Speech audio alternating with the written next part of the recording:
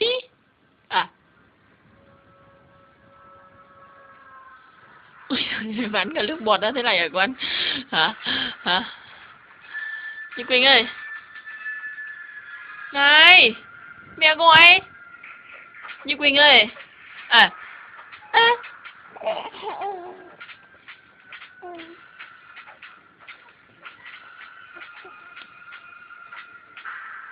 Con nói gì đi chứ? Ê. Như Quỳnh ơi. À. Ra ra ra. À.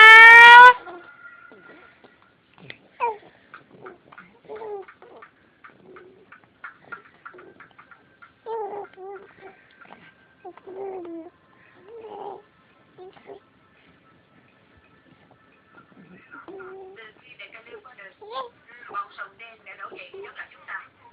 Bọn chúng muốn tiêu diệt chúng ta. Bây giờ là thời của chúng ta. À, Natasha ơi. À. Ê. Ê. À.